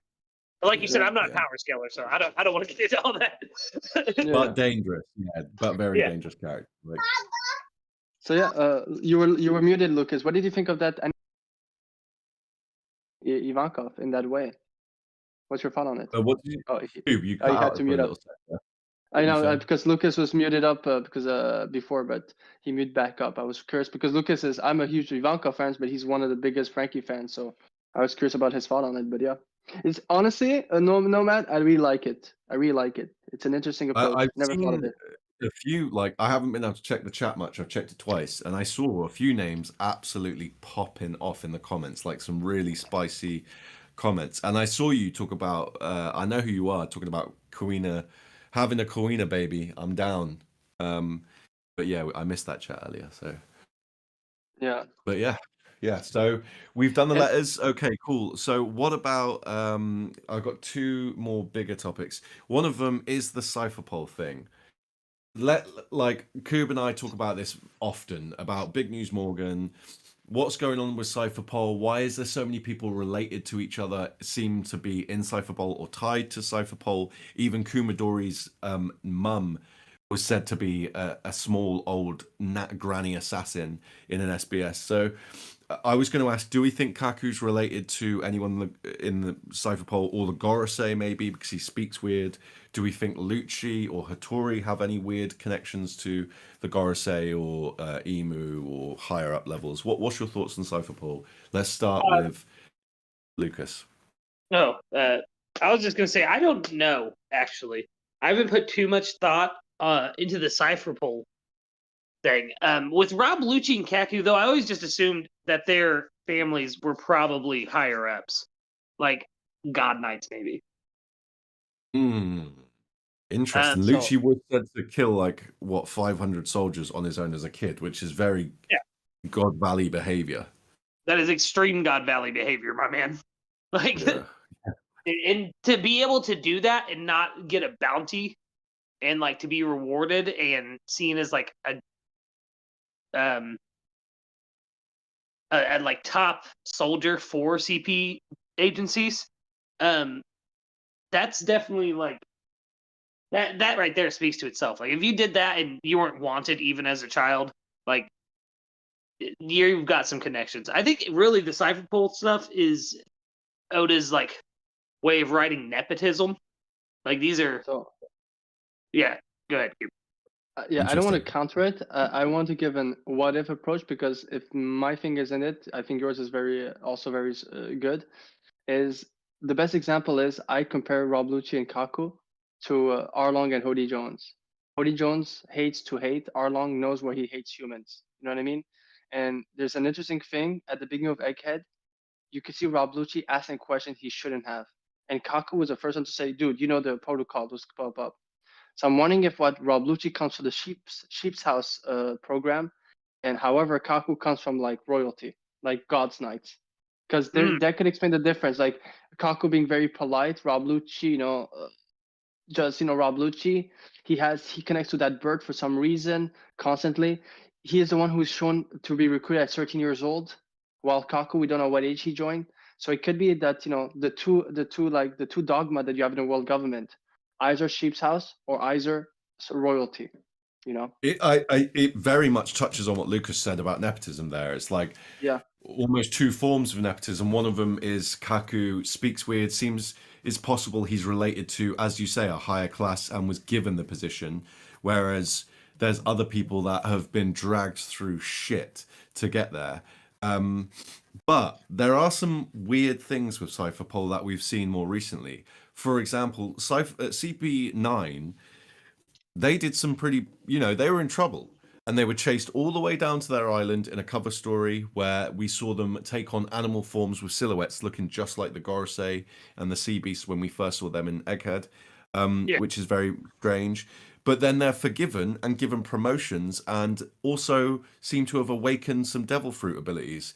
So why do you think the government would take Cypherpol 9 back and make them Cypherpol 0? Do you think they've got dirt on them, or do you think they can control them in some way? I think it's control. Yeah.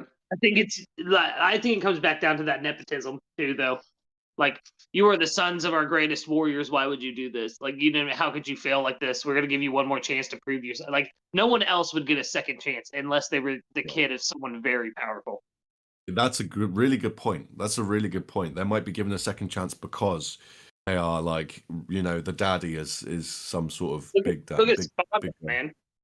He's messed up like 100 times, and he still keeps getting chances. Like, and his dad ain't nobody special. He was just like, you know what I mean? Like, we saw what his dad was like. He jumped up and immediately got smashed by the force field, which Stussy didn't tell him about. So yeah, he's definitely a bit of a punching bag. So for that, no, but there's something you said, like, where do you think Cypherpol come from? I'll say this. I think Deden has heard, we've talked many times about it. They just name drop an island called Aegis. Definitely that's the birthplace of Cypherpol Aegis. Oh, yeah. Yes. Aegis means shield as well. Yeah, it means shield, exactly. So I would give my guess that's why they're so family relation, because it's like we've seen in some other shonens where there's an entire family, like Hunter x Hunter, the Zoldyck, family of assassins. I think it's an island of, who were like police officers that became Cypherpol agents. I was going to say, now that some time's gone, it's probably over a year now, 3 days. Do you still have any thoughts about Hattori and Lafitte being connected, or do you think Hattori's? Have you not figured out Hattori yet? Have you got any thoughts on Hattori and Lafitte or anything like that? She's gone. It's cool. We'll get her back in a minute. But basically, yeah. What I was going to. Okay, feel free. Before you move on from Hattori, am I high, or did Hattori speak at the beginning of Water 7? Remember, Lucci was a mute and Hattori talked for him. Am I crazy, or did that happen? No, he was talking. They did some. They took the mick out of him for it being like a ventriloquism act, right? They mentioned. Yeah. So the bird seems to be able to repeat what others say, potentially. Or maybe a mental link with Lucci. They've been together for a long time. Listen, Lafitte, if Hattori is Lafitte, let's go with that theory, right? If Hattori is Lafitte, Lafitte was famously known for having a brother that he, shared everything with, that shared everything with him. Lafitte has, known everything about what's going on with the warlord system and everything. And how would he know that unless he had a brother on the inside? Just saying. Yeah. If the Hattori is Lafitte agenda is true, then Rob Lucci is in on it, and Lafitte's real name is Rob Lafitte. I never even thought about the Lucci name and Lafitte name being similar, actually. But yeah, obviously we've spoken about this before. There's some other newer bits, like the fact that Lucci is kind of the head, right? He's kind of the sheriff in town. And Lafitte is called the Deputy, and obviously Blackbeard is Marshal D Preach, so the Deputy works well because he's like Marshal D. Marshal. Did I say Marshal D Preach? Yeah, Yeah. you said I meant preach. I meant Teach. Sorry, Preach and Teach. Yeah, I forgot what I was saying, but something to do with Blackbeard. No, I yeah, the guess. naming conventions. Yeah, because like Marshal And is also like a town marshal is also like if we had a constable, it'd be fucking perfect, man. Like, Yes. I didn't mean to curse. This is not the TLA channel. but I You might can have an swear- idea you can on. swear all you want. I just thought of something. I might have an idea on how Hattori can do this imitation. What if it's because we know bats is a thing in One Piece, and they all do with echo, obviously. You know, they react to echo and they're blind. What if it's about similar to, interesting enough, to a parrot, how it imitates voices? And you know pirates and parrots as well, how they go together. Yeah. So I'm wondering if he does something similar to not be able to speak himself, but he's able to re-imitate the sound wave that he just hears and can Well, I mean, memorize. that would What be you just hugely said- useful to an undercover. Yeah. Well, listen, what he just said is a perfect point in Lafitte and Lucci being tied together because we have never seen the pirate with a parrot trope in One Piece besides Lucci and Hattori. Yeah. Lucci Exactly. being a Blackbeard pirate is starting to make a little bit too much sense for me at the moment. It is strange. It's strange, or maybe Lafitte is a traitor on the Blackbeard pirates. After all, Lafitte is like his ability is Yeah, hypnotism, either right? or. Perception. Maybe they're just in it together to win. Like they don't care how they do it. It's just to get That each would be other. that would be really cool. Like, Yeah, like because if Lafitte's based off the real pirate Lafitte, that dude was a scoundrel. He was betraying everybody except for his brother. I mean, if you can go first, like if let's say I even think like, what if it's Hattori himself? Like basically, Lafitte and Hattori are two brothers, two peas in a pod. They have brother Delphers as well. Like basically, one can make him turn to a big, one can be mythical, one could be as normal Zoan as well. But they're connected that way. You know how Morgan seems to be able to talk to his birds. Them also like they have the brother bond to a whole. They even have like Delphid brothers as well. yeah. That could The one explain it thing as that well. that throws me off is the broader idea of like Hattori's character design. His name is Hat Tori, which is hat bird. He wears a hat and a tie, and then we see this with Big News Morgan. We see this with Tamago. Any birds in the story, bird people seem to dress in the same dress code. So I'm I wonder if it connects to other things as well. Like, does Hattori connect to Big News Morgan? I'd be interested to get more on Hattori. It's weird because most people obviously people have been talking about Hattori for a year or so now, but most readers probably don't even notice or think about him, but because we don't get anything on him. But he's interesting. Obviously, when Stussy bit Lucci, Hattori flew off. We don't know what happened. Yeah, we still don't know where he's at. We still don't know where he's at. Like, at all. But we do know that there's a Blackbeard ship outside Egghead that some believe is Lafitte. And if Lafitte shows up now, it's just more evidence for that agenda, if I'm being 100% honest. Yeah, like, yeah. And I'm not even like a firm believer in it. I'm not a firm, like, just for the record, I'm not a firm believer in that agenda. But, like, there is a lot of evidence that points to it. Yeah, and it would be such a Guys. cool reveal to seeing Hattori flying off And then Egghead landing on the Blackbeard ship.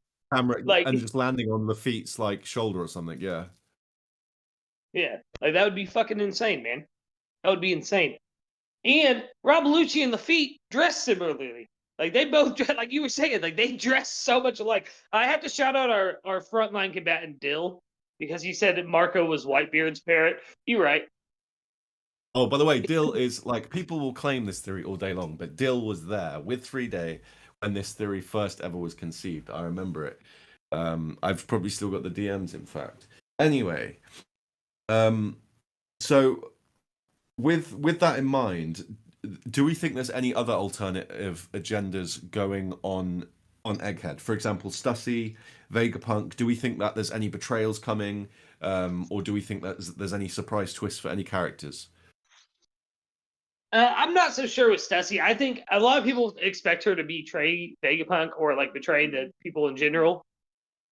I think she's loyal to Vegapunk. Yeah.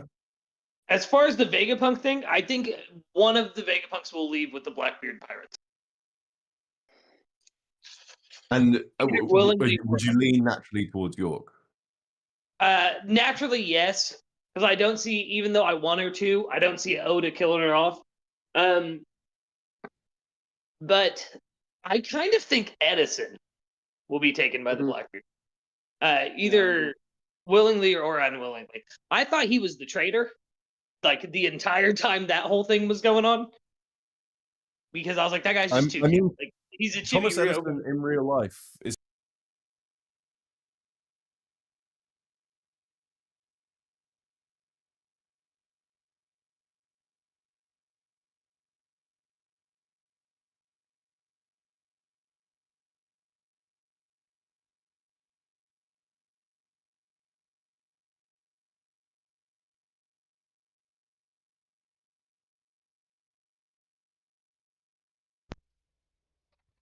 My Discord crashed.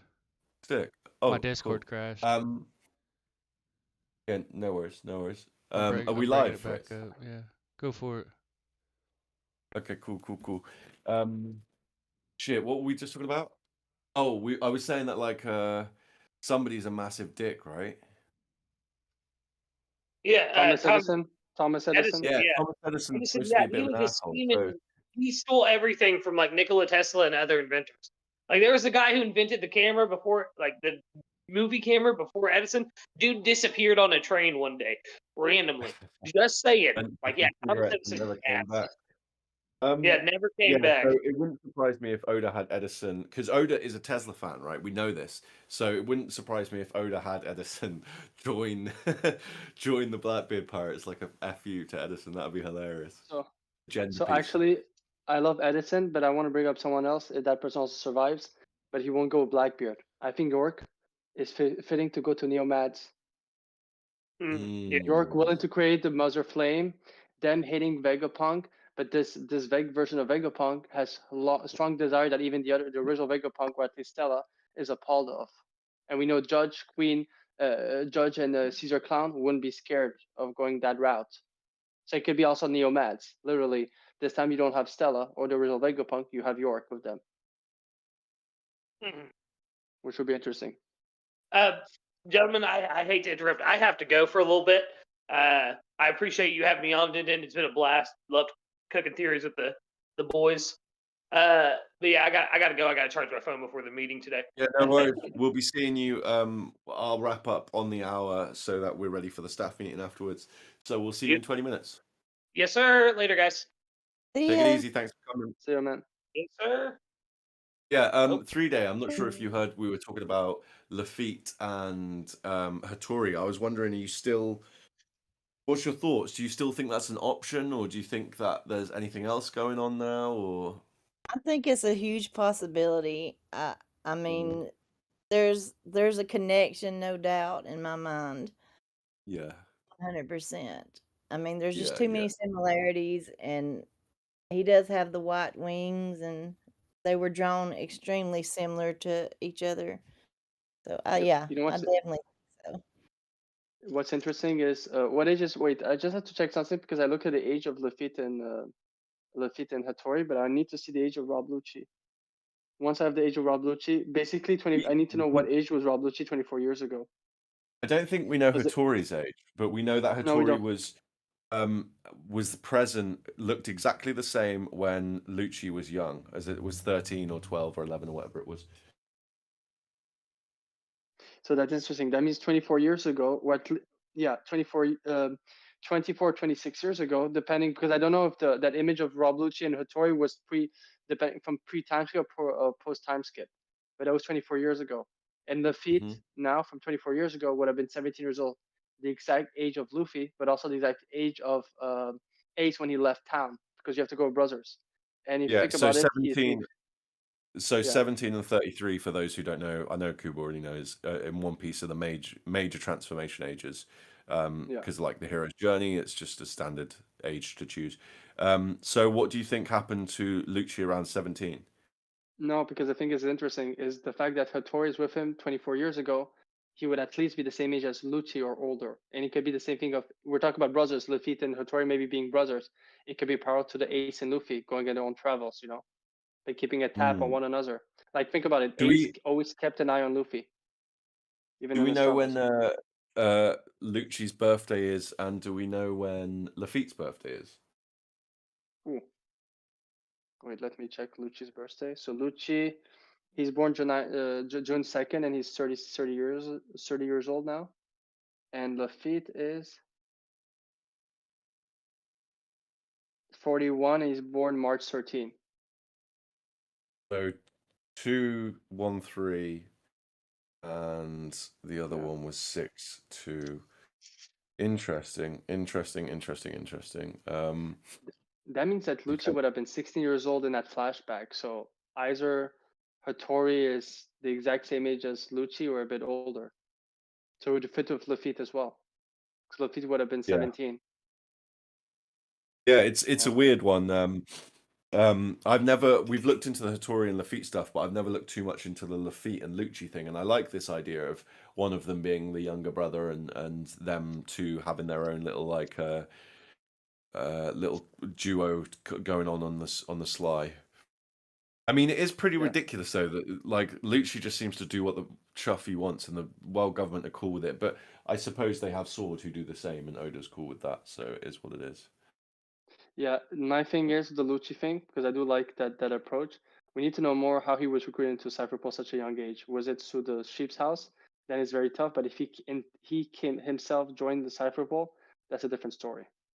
Because that Yeah. could be an agenda from both of them. Their move. Yeah. It's the same with like Stussy, like Stussy's clone. Like, how does that even come about, really? You know, like it's strange. But we'll probably get them reveals, particularly with Lucci. I imagine there is more going on there because Lucci's reaction when he saw Luffy was instant. He disobeyed his orders on Egghead, turned into his awakened form or hybrid form, I think, and then went straight after Luffy. So there's some deeper, like despite him being recruited, there's something deeper going on with Lucci's will that ties into Luffy and stuff like that, I imagine. Yeah, I agree. Yeah. I wonder if he's a different version of Luffy, kind of like Neville Longbottom and Harry Potter. They're both possible candidates. Yeah, that's why that's why I like to correlate more. Even though I like the Hattori thing, I like to correlate Lucci with Who's Who because both are two cats, and they're very curious, you know, and curiosity killed the cat. So I'm wondering if basically Oda got inspired for all the different animals based off those, you know, those tropes, like loyalty were dogs. Who is known to be very loyal to a core to his family? Garp. What is Yeah. his symbol? A dog. You know what I mean? Like Bird is all about messaging. The head of communication, the media, Big News Morgan, is literally a big bird. No pun intended for those who know Elmo Street. I just realized it when I said it out loud.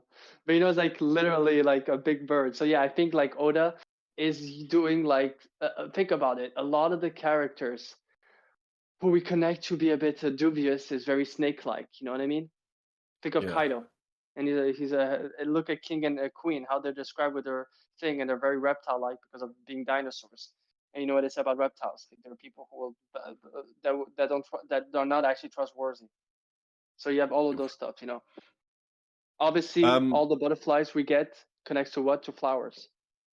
But you know. Yeah, butterflies is metamorphosis. flowers, transformation, metamorphosis, changing state. Yeah.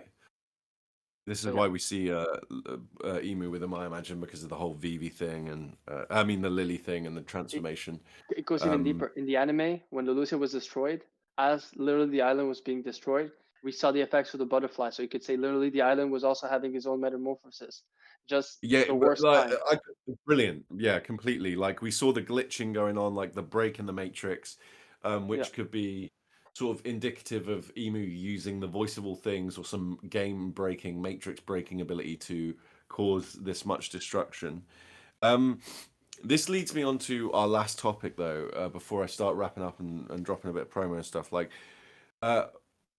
what do we think? Do we think that in between Lodestar and Laughtail, that part of the world is untouched by Emu and the world government. That there's no damage or anything like that, and instead it's like the old world, kind of like we saw with Little Garden.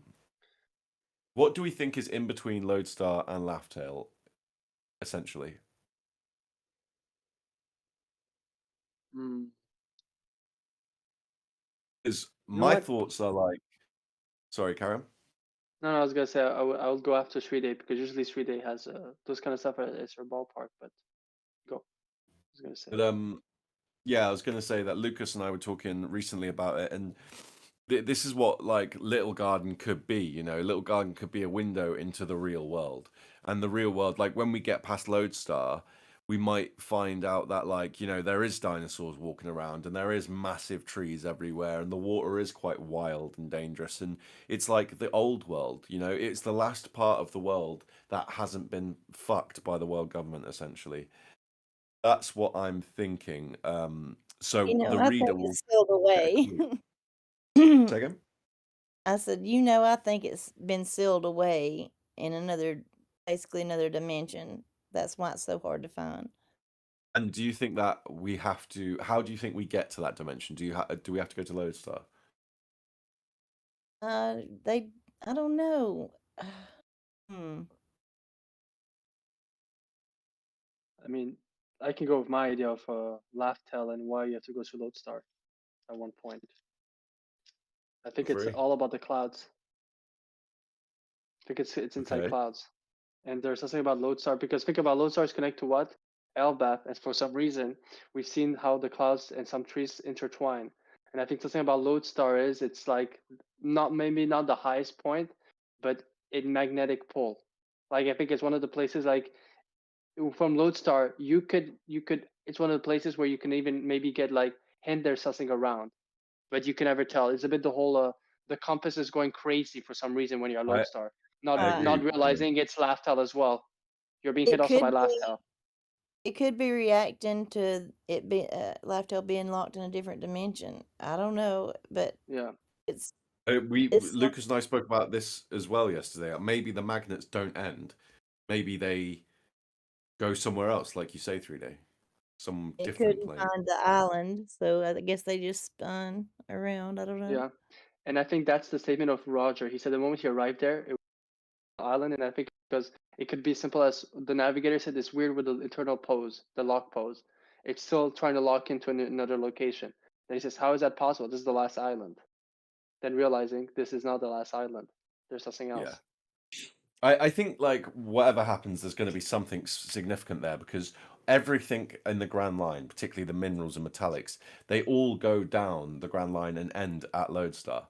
Like I imagine, so the island of Lodestar itself should be composite. Like it should be made of a vast range of minerals and metals, and this might give a special property. Or on the opposite side of things, it might block like abilities, maybe devil fruits or observation or something like that, similar to how pyrobloin works. So I know not many people talk about Lodestar anymore, and they haven't for a few years, but I think it's time to revive it, and there's going to be some spice there. I think, no doubt, some cool stuff. Like, So I believe Lodestar, even though I love the little garden thing, there's a panel in Little Garden that bothers me. When they arrive, it's one of the very few at the beginning of the story where we get double panels of seeing Little Garden saying, how does this survive after all this century? Which I think is basically Little Garden will be parallel to Laughtail. So I'm wondering if Reverse Mountain, the Twin Cape, is Lodestar instead. And that's why I feel like it's a connection place, you know? You know what I mean? Yeah, Like, and you think of Reverse Mountain and Twin Cape together, that could represent Lodestar in one go. So what do you that's think is that's called Lodestar? what do I think is there? Why do you think it's called that? I You think think it's it has called that because of the the fact that load is a type of waypoint, usually magnetic. So I think Lodestar is like it's the North Star. Like the Well, magnetism from the island guides all compasses. that's where I got the thought that being named Star would have something to do with the Star of David or the 8-pointed star we was talking about yesterday. Wow, wow. Okay. So the Seal of Solomon or the Key of Solomon and like the satanic circles and stuff, you think there might be some sort of star at Lodestar, like Because it was each straw hat. guiding them to Lifetail. It's guiding them to Joy Boy, who we associate with Jesus, and that's the Star of Bethlehem.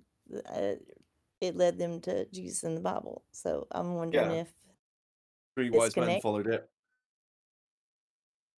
I mean, you can literally follow it in the sea in real life. So yeah, And yeah. also, the reason why I think Twin Cape for sure and will connect to Lodestar is Twin Cape is where they got the lore of how lock posts and magnetic poles in the world of One Piece. So it would make sense that you get the end result, the full understanding when you get to Lodestar. Like, why is it that way? You know, which I is know what you interesting. mean. Yeah. Like it's a transition, right? Rev Mountain to Twin Capes. It's like you're going into the whale's belly, right? You're going into the belly of the beast, or you're going into the challenge, starting your journey. So yeah, fascinating. Okay, cool. Right, I'm gonna have to start signing off. But does anyone want to sort of plug anything that they've got coming up in terms of theory? I know Kube, you might want to start with some short material with Smokey that you're up to. So yeah, I want to announce to everyone, well, we're doing it here, so it's great. And so, as you all know, Grand Line Bound, member of TLA, decided to get together to do a set of stories, short stories on TLA. The production will be called the Grand Red Line Seabound Production. I know it's a mouthful, but just keep posted. It'll be very funny. Obviously, we're putting my slanderous humor and the contagious humor of Smokey together, so it will be fun. Sounds interesting. Yeah, Also, it sounds brilliant. You two do great work together. yeah. Also, don't vote for Fritz as the next Fleet Admiral. Bro, don't You will be hungry. You will be hungry, guys. Don't I've seen some of his bro. plans. His program is really bad, guys. It's gonna be a deficit for the next 25 void centuries. Bro, I'm raising Okay, a I'm done. billion berry bounty, a billion berry fundraiser foundation for those that were hurt at Punk Hazard, bro. What are you doing? Yeah, that's true. What are you doing, Cuba the Red P? I'm creating a network of information for everyone to share the knowledge, freedom for all. I know a certain Anyways. Mother Carmel that might be able to help you with that campaign, Fritz. But right, Friday, would you like to what have you got coming up? What are you working on at the moment? Well, I started that law theory, the Nefertari D water lily, one a few months ago, and just haven't had a chance to get it out. But what I'm working on now is definitely the Key of Solomon, the Solomon seals and stuff. So expect videos on Den Kushi channel on that within the next, by the end of March, most definitely, probably earlier. Fritz, have you got any? Do you want to tell the people about your content? Yes, sorry I missed out on a bunch of stream. I had some guests, but definitely been working on a Grand Fleet Admiral campaign in the One Piece universe. It's good satire, lots of fun, people are really just tired of all the stuff that's thrown in their face. This is kind of just a humorous response to that. Got some more theories building up. Got a character review kind of deal. I'll be looking into Basil Hawkins, and we'll be building up a video for that here soon because I really find his character interesting. We were having a conversation yesterday, and it led into it. Me and my girlfriend working together to come up with a awesome breakdown of his character. My girlfriend really did. She put in amazing work in a lot of the knowledge she has for these identifications. It just looks really good and it sounds really good. I hope people enjoy it. Yeah, that's a cool character, a very vast character. So hopefully that'll give some insight into the One Piece world as well. Excited for that. Okay, so this has been basically TLA, but on Den Kushi channel. Sorry we can't stay longer. We've got a staff meeting, so we've got to go and do all that stuff. But you can find us tomorrow on the TLA channel. We'll be streaming live, probably with some special guests. Check the server for updates. The other guys at TLA probably would have, they'd love to say hey to you all in chat, but they just couldn't be here. Like Lucas did what he could and then he dropped out. if you want any updates on the Den Kushi channel or the TLA channel, make sure you go into the server. Just say hello if you're not already in there. Most of you probably are. Amazing community. And Manacro, thank you for the gifted members. You know, massive appreciation for that. Make sure you use the emojis, everyone, and turn your gifted on so that you can use them, make use of it. And yeah, if you got any like comments or whatever that you want to add, chuck them to us in the Discord or put them on the video down below. And that I think is all of it. So the four of you, can you say? I think there's three of you. Can you say goodbye to everyone, and then I'll say bye, and Fritz will take us out. Yo. Bye bye. Bye. You guys take Bye. care. Thanks Bye. for Bye. stopping Bye. by, everybody. Goodbye. That's been good. Bye. Yes, don't Bye. vote. It's been real and Goodbye. Don't fun. vote for Fritz. It's been really Au fun. revoir. Guten Tag.